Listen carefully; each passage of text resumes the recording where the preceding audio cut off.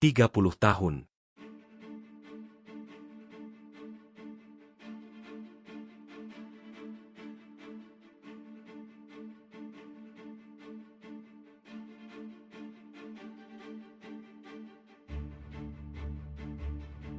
Selama 3 dekade, ada satu trofi yang terus menghindar dari timnas Indonesia. Bukan Piala Asia, apalagi Piala Dunia. Tetapi trofi yang seharusnya paling dekat dengan kita, trofi yang diperebutkan negara-negara Asia Tenggara, Piala AFF.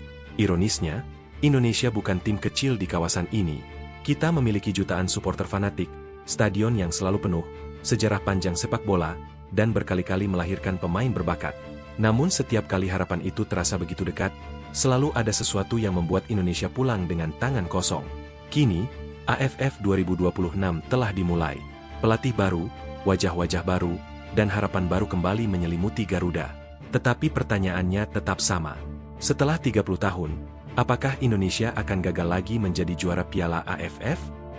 Ketika turnamen ini pertama kali digelar pada tahun 1996, Indonesia langsung menunjukkan bahwa mereka adalah salah satu kekuatan sepak bola Asia Tenggara. Sejak saat itu, Indonesia berkali-kali berhasil melangkah hingga partai final. Sayangnya, setiap kesempatan emas itu selalu berakhir dengan kekecewaan.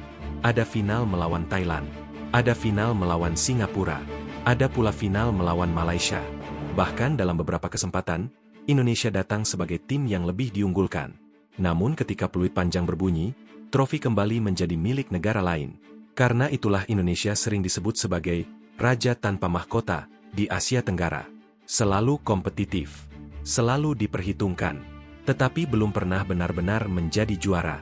Dan semakin lama penantian itu berlangsung, tekanan kepada setiap generasi pemain juga semakin besar. Mereka bukan hanya bermain untuk memenangkan pertandingan, mereka bermain untuk mematahkan sejarah. Pertanyaannya adalah, mengapa Indonesia begitu sulit menjuarai AFF? Apakah kualitas pemain kita memang kalah? Belum tentu. Kalau melihat perjalanan selama puluhan tahun, masalah Indonesia justru sering muncul di momen-momen paling menentukan. Saat fase grup, Garuda hampir selalu tampil meyakinkan. Ketika semifinal, Indonesia juga berkali-kali mampu melewati lawan berat. Namun memasuki final, ceritanya sering berubah. Tekanan mental, kurangnya ketenangan, kesalahan-kesalahan kecil, semuanya menjadi sangat mahal. Di sisi lain, negara seperti Thailand dan Vietnam justru terkenal sangat efektif ketika menghadapi pertandingan besar. Mereka tidak selalu bermain lebih indah, tetapi mereka tahu bagaimana memenangkan laga. Dan di sepak bola, sejarah hanya mengingat siapa yang mengangkat trofi, bukan siapa yang bermain lebih menarik. Namun kalau kita melihat lebih dalam, kegagalan Indonesia selama ini sebenarnya bukan hanya soal apa yang terjadi di atas lapangan. Ada satu hal yang sering terlupakan, yaitu pergantian generasi yang hampir tidak pernah benar-benar berjalan mulus. Setiap kali muncul generasi emas, Indonesia selalu memulai lagi dari awal. Ketika pemain-pemain senior memasuki akhir karir, regenerasi seringkali belum siap. Akibatnya, tim kembali membutuhkan waktu untuk beradaptasi. Belum lagi pergantian pelatih yang terjadi berulang kali. Setiap pelatih datang dengan filosofi berbeda. Ada yang mengutamakan penguasaan bola, ada yang lebih mengandalkan serangan balik, ada pula yang fokus pada permainan fisik. Pergantian seperti ini membuat identitas permainan timnas Indonesia sering berubah sebelum benar-benar matang. Sementara itu, negara-negara seperti Thailand dan Vietnam justru menunjukkan hal yang berbeda. Mereka mampu menjaga kesinambungan permainan selama bertahun-tahun. Siapapun pelatihnya, karakter sepak bola mereka tetap terlihat. Para pemain sudah memahami sistem sejak usia muda hingga level tim nasional. Itulah mengapa mereka sering tampil lebih tenang ketika menghadapi pertandingan besar. Indonesia sebenarnya tidak pernah kekurangan talenta. Yang sering kurang adalah kestabilan.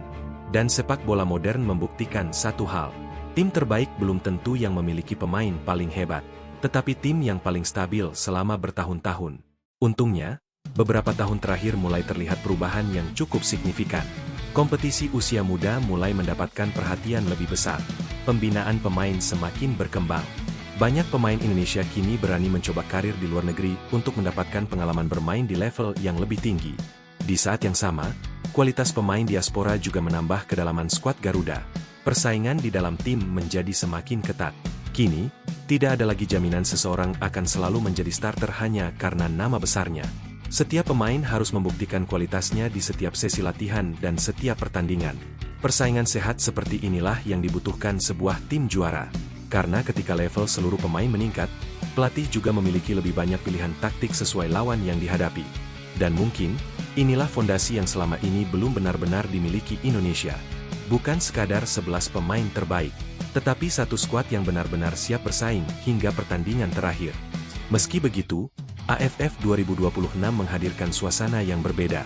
Indonesia kini memasuki era baru bersama John Herman, pelatih yang pernah membawa Kanada kembali ke Piala Dunia setelah penantian puluhan tahun. Ia dipercaya membangun identitas baru timnas Indonesia dengan pendekatan yang lebih disiplin dan kolektif. Persiapan juga dilakukan lebih terstruktur, dengan pemusatan latihan sebelum turnamen dan kombinasi pemain berpengalaman serta talenta muda yang dipanggil ke skuad.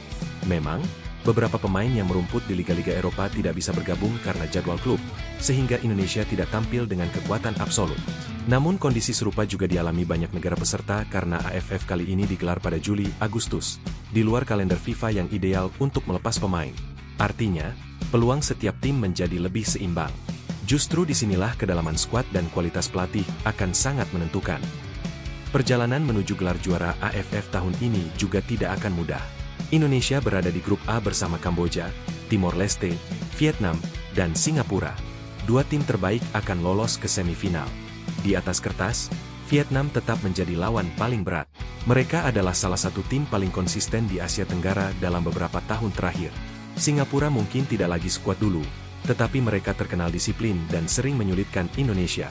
Sementara Kamboja terus menunjukkan perkembangan. Dan Timor Leste adalah lawan yang tidak boleh diremehkan. Kalau Indonesia ingin menjadi juara, mereka tidak boleh hanya mengalahkan tim-tim kecil. Mereka juga harus membuktikan bahwa mereka mampu mengalahkan pesaing utama ketika tekanannya paling tinggi. Karena pada akhirnya, seorang juara tidak dinilai dari seberapa mudah ia menang, tetapi dari siapa yang berhasil ia kalahkan. Inilah pertanyaan yang sebenarnya ingin dijawab oleh jutaan pendukung Garuda. Apakah Indonesia akan kembali mengulang cerita lama? Atau justru inilah tahun ketika sejarah akhirnya berubah? Kalau melihat kualitas pemain, kedalaman skuad, dan arah baru di bawah pelatih John Herman, alasan untuk optimistis memang ada. Namun sepak bola tidak pernah dimenangkan hanya oleh nama besar, tidak oleh statistik, dan tidak oleh harapan. Sepak bola dimenangkan oleh tim yang mampu tampil tenang ketika tekanan berada di puncaknya.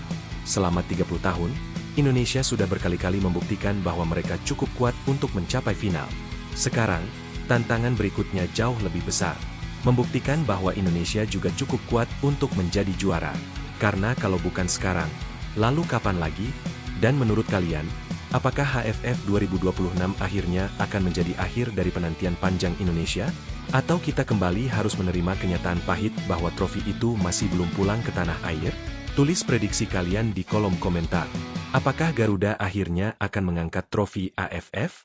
Atau justru sejarah kembali terulang?